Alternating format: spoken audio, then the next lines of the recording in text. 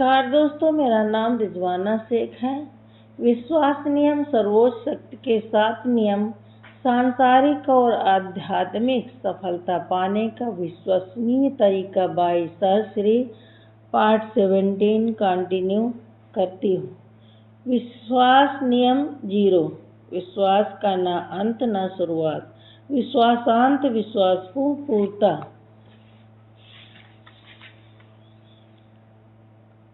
विश्वास निश्चित रूप से एक ईश्वरीय गुण है। इस गुण को पाने के लिए आपने अपनी यात्रा अविश्वास से आरंभ की। यात्रा के पहले पड़ाव पर आप अविश्वास से विश्वास की ओर गए, फिर विश्वास से तेज विश्वास की ओर। तेज विश्वास की उच्चतम अवस्था है, जहाँ विश्वास का कोई भी कारण, कोई भी तर्क हिला नहीं सकता। इस तरह देखने में तो लगेगा कि तेज विश्वास पर पहुंचकर हमने विश्वास को उसके पूर्ण स्वरूप में पा लिया, लेकिन यह पूर्णता नहीं है। विश्वास की यात्रा अभी अपूर्ण है। यह तब पूर्ण होगी जब आप विश्वास पूर्णता प्राप्त करेंगे। विश्वास पूर्णता ही विश्वास की वह अवस्था है जिसे ईश्वरीय गुण कहा जाएगा। समझने के लिए विश्वास पूर्णता की अवस्था को विश्वासांत शब्द से संबोधित किया जा सकता है, यानी विश्वास का अंत पा लेने के बाद अवस्था को विश्वासांत कहेंगे। आइए इसे विश्वास प्लस अंत अन्य शब्दों के उदाहरण लेकर समझेंगे, जैसे वेदांत, वेद प्लस अंत शब्दों यानी ज्ञान की ऐसी अवस्था को दिखाता है जहाँ न उसका आरंभ था और न अंत था। वेदों का अंत पा लेने के लिए वेदांत की रचना हुई, जहाँ ज्ञान अपने आप में पूर्ण हो, हर आरंभ और अंत से परे जो है वही वेदांत है। इसी तरह लीलांत शब्द है, जहाँ पर हर लीला का अंत होकर शून्य अवस्था पाई गई। या समयांत शब्द की परिभाषा देखें तो यह भी समय की ऐसी अवस्था की ओर इशारा करता है जहाँ न तो समय का आरंभ था और न ही अंत हुआ। समय के आरंभ और अंत से परे की अवस्था। इसी तरह विश्वासांत शब्द है, यह विश्वास की उस अवस्था को दर्शाता है जहाँ विश्वास अपनी पूर्ण अवस्था में हो, जिसे पाने के लिए कोई यात्रा न करनी पड़े, जहाँ उसका न विपरीत हो, न आरंभ न अंत, बस वही हो। विश्वास की यही पूर्ण अवस्था ईश्वरीय उत्तमता है, जो ज्ञान और श्रद्धा के संगम से मिलती है। विश्वास पूर्णता प्राप्त करने के लिए सबसे पहले इंसान को जीवन के सत्य को जानना चाहिए, अपने आत्म स्वरूप पर स्थित होना होगा, क्योंकि विश्वास को पूर्णता तभी मिलती है जब इंसान अतार्किक और कल्पना से परे के सत्य को स्वयं अनुभव करता है। आइए जीवन के सत्य को शुरुआत से समझने का प्रयास करें। जब संसार की रचना हुई थी तब क्या था? तब ईश्वर पूर्ण विश्राम की अवस्था में था, जहाँ केवल ईश्वर ही था, जो निराकार था। ईश्वर यानी चैतन्य स्व का एहसास, कैवल्य अवस्था, बीइंगनेस। इसी चेतना को परमात्मा, अल्लाह, गॉड या सेल्फ कहा गया है। इस स्थिति में वह उपस्थित तो था, परंतु अपना अनुभव नहीं कर पा रहा था, अपने आप को जान नहीं पा रहा था। जैसे अपने आप को देखने के लिए आपको आईने की जरूरत होती है, अन्यथा आप खुद को देख नहीं पाते, वैसे ही संसार बनने के पहले ईश्वर था, मगर वह अपने आप को जान नहीं पा रहा था। फिर अपना अनुभव करने के लिए जो पहले आराम की स्थिति में था, वह क्रियावी स्थिति में आ गया, जो निराकार था। उसने आकार धारण किया। ईश्वर के अपने भावों को, अपने गुणों को प्रकट करने के लिए संसार बनाया। उस संसार में उसने अलग अलग जीवों के साथ इंसान भी बनाया। दरअसल ईश्वर ही इंसान बना, अलग अलग जीव बना, कई प्रकार के आकार धारण किए। ईश्वर ने खुद का अनुभव करने तथा अपने गुणों को उजागर करने के लिए इंसान में मन और बुद्धि की रचना की।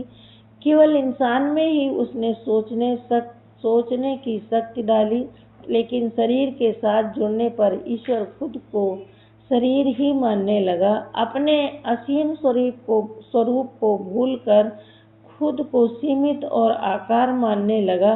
वह खुद को दूसरों से अलग एक व्यक्ति मानने लगा। इस तरह सभी शरीरों में खुद को दूसरों से अलग मानने वाला व्यक्ति तैयार हुआ, जिससे ऐसा प्रतीत होता है कि संसार में बहुत से लोग हैं, जबकि सत्य यह है कि ईश्वर ही सभी शरीरों से जुड़कर हर शरीर में खुद को अलग मान रहा है।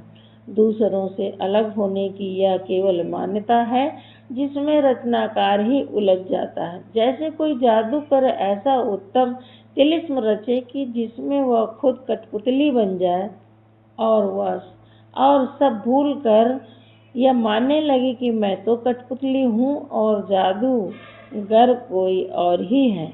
यदि ऐसा हुआ तो आप जानते हैं कि जादूगर को खुद को जानने और पहचानने के लिए कहा जाएगा।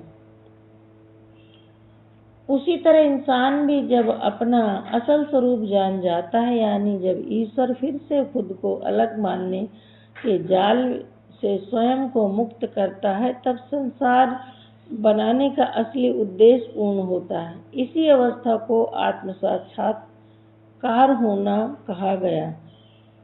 संसार बनाने के पीछे ईश्वर का एकमात्र कारण खुद को जानना ही है, मगर वह अपनी ही माया में उलझकर लक्ष्य भूल जाता है।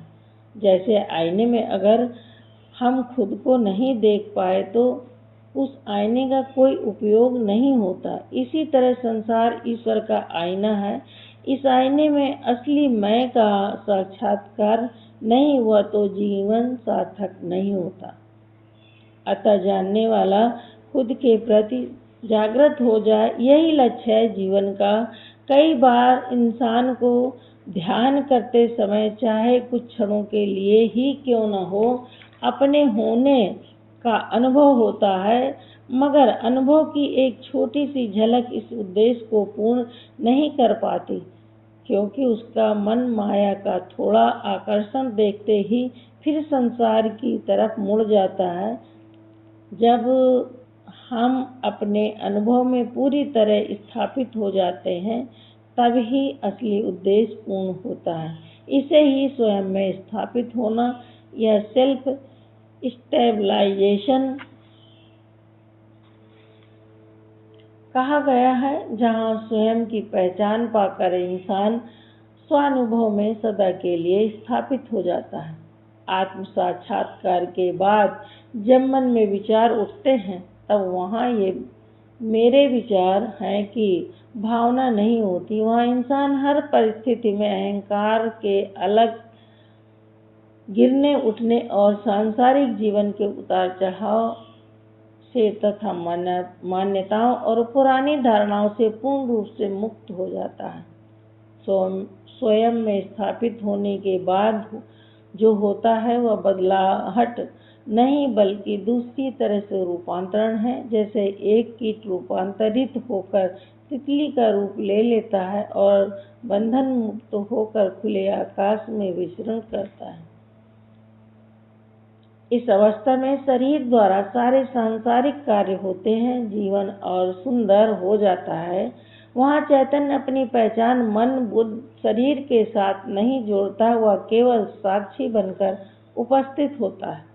जब हम अपने असली स्वभाव में नहीं होते, तब जीवन में कई समस्याओं में उलझ जाते हैं।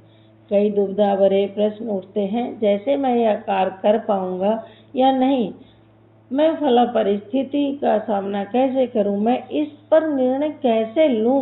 जब तक आप अपने असली स्वरूप से दूर रहेंगे, तब तक आपको ऐसे विचार आते ही रहेंगे।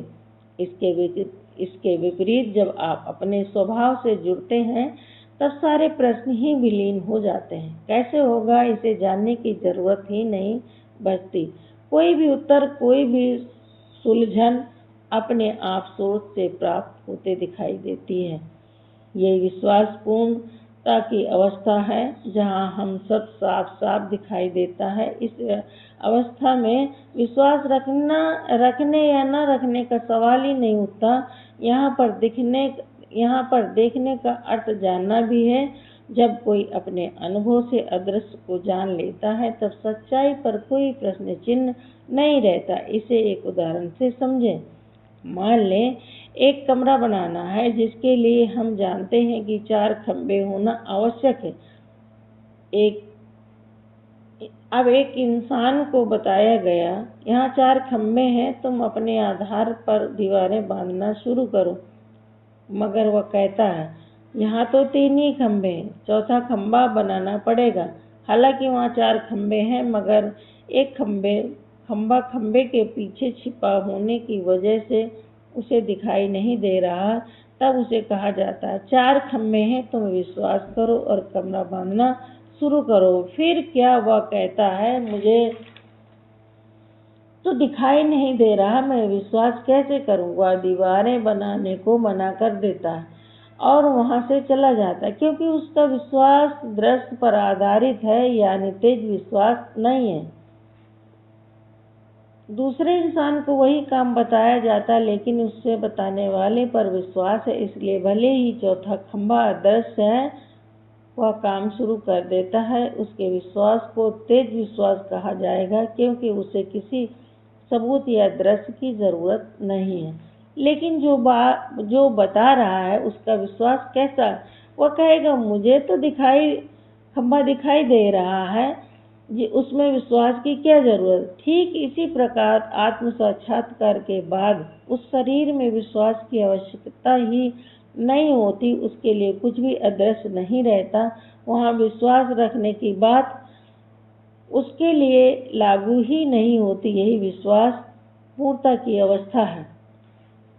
इस अवस्था में विश्वास रखने की आवश्यकता नहीं रहती, क्योंकि वह तो पूरे ब्रह्मांड के साथ एक रूप हुआ होता है। कोई अलग होगा तो उस पर विश्वास रखा जा सकता है, लेकिन उसके लिए कोई अलग नहीं है। ऐसे में उसके लिए विश्वास रखने या न रखने का प्रश्न ही नहीं बचता। दूसरे शब्दों में कहें तो यह स्वयं ही विश्वास बन जाता है। इस अवस्था में जीवन एक दिव्य संगीत बन जाता है, जिसमें से निस्वार्थ प्रेम, आनंद और शांति की मधुर धुनें निकलती हैं, जो दूसरों को छू जाती हैं और उन्हें भी अपना विश्वास ऊपर उठाने की प्रेरणा मिलती है। ब्रह्मांड, ईश्वर या कुदरत पर आस्था रखते हुए अपनी आध्यात्मिक यात्रा पूरी करें, ताकि आप भी विश्वास पूर्णता की उत्तम अवस्था को प्राप्त कर पाएं, जो आपका असली स्वभाव है। धन्यवाद।